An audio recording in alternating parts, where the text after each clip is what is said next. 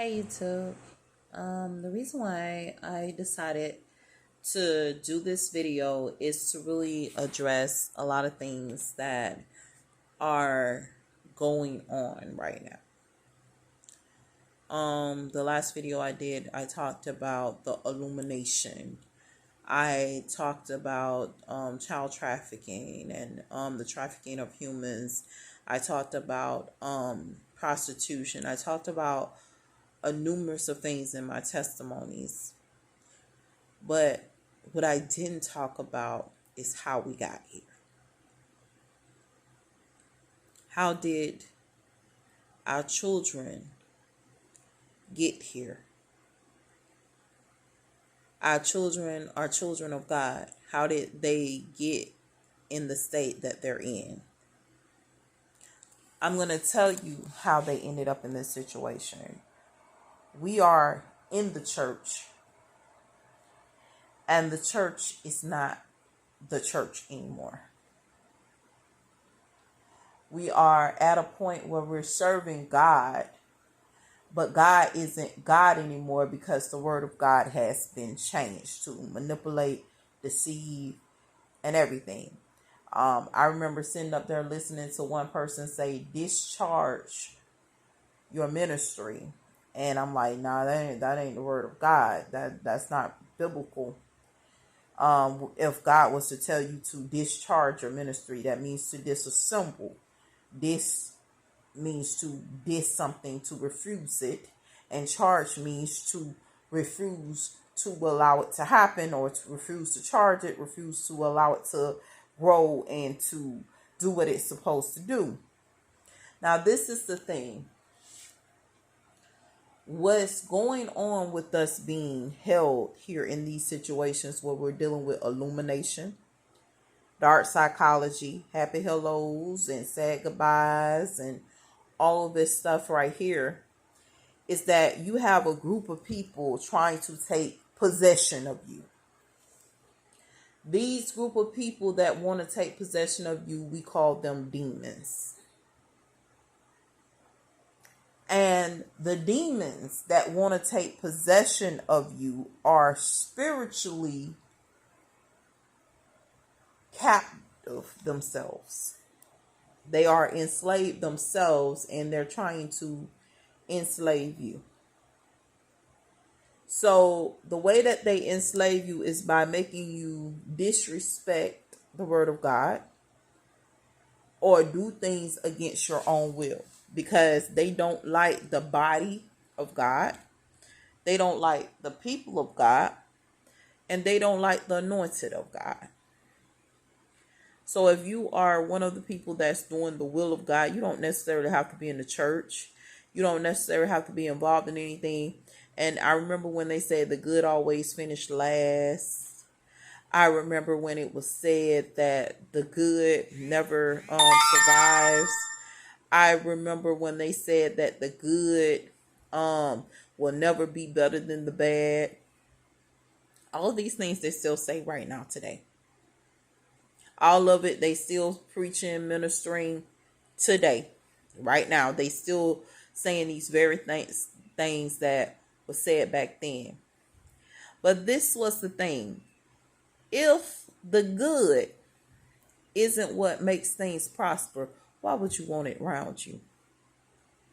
Why not cast all that is good away from you so you truly know bad?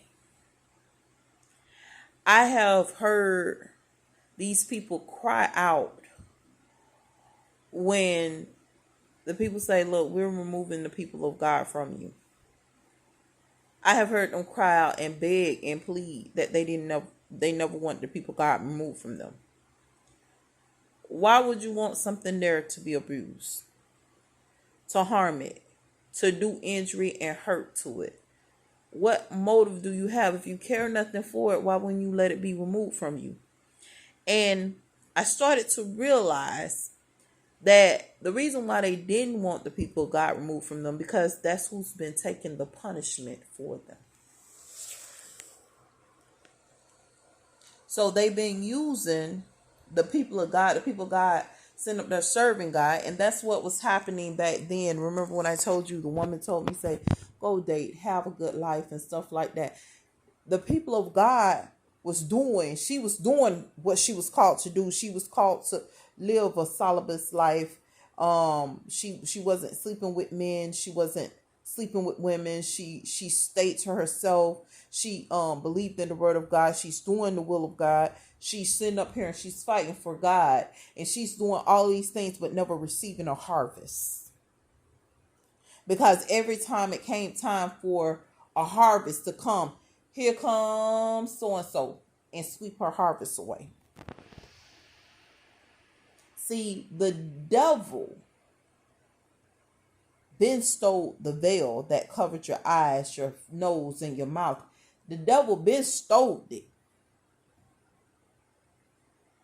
But now comes the question, are you going to let him control it now that you know better? He been took everything. He been took all. It took your family, took your money, took your man, took everything. You ain't got nothing left.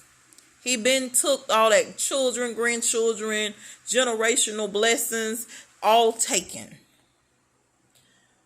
You received no reward for your good work. And you became as Lazarus. And I remember them saying Lazarus was in the bosoms of Abraham when the rich man called out to him and said, will you please soothe my tongue? Why I'm in thirst. And it is hot, I'm in thirst, I'm in need. But the rich man had forgot that he refused to bless anybody. And there was a reason why the rich man would not bless people. Rich man would not bless people because if the rich had to bless people, whatever was given back then, they were using witchcraft, they was using other stuff in the wrong manner, taking it. So I don't know if you sure or if you guys really know about witchcraft or Wiccan or anything like that, but I can tell you what I know about it. I know that whatever you send out into the universe comes back to you times 3, 10, and 7. Or maybe even 1. So if I send evil out, it's going to come back to me times 1 all the way up to 10. It can range in any of those numbers, but it will come back to me. When it comes back to me, I have to serve the punishment when it comes back to me. So I will be punished for a certain number of years for any action that I do. Whatever I send out into the universe has to come back. This is Wiccan. This is universal law. This is everything, right? So what's happening, these people don't want to deal with the punishment. So they're doing a blood sacrifice. Blood sacrifice means they sacrificing their mama. They sit up there and get a girl pregnant so they can kill off the baby and sacrifice the baby. They willing to sacrifice whoever, however much amount of blood they have to sacrifice so that they don't have to take the punishment. But the punishment is still there. You can never get away from the punishment. It's still lingering. It's still there. And the sad part about it, I remember one time seeing a person, and I remember I was blessed to witness this, where I saw a person live their whole life all the way until an old man and never dealt with the punishment. And actually it wasn't a man, it was a woman. Never dealt with a punishment. But when she reached her old age, her punishment came. No matter how many sacrifices she did, she still had to pay the punishment toll. And it was sad because she was in such her old age where it seemed kind of strange because people just pity you because you're so old. Well, you can't even fight off half the stuff that you have to go up against. And that's what took place. May these words bless you and hopefully God find you in wellness and health and Hopefully everything that I say blessed you today.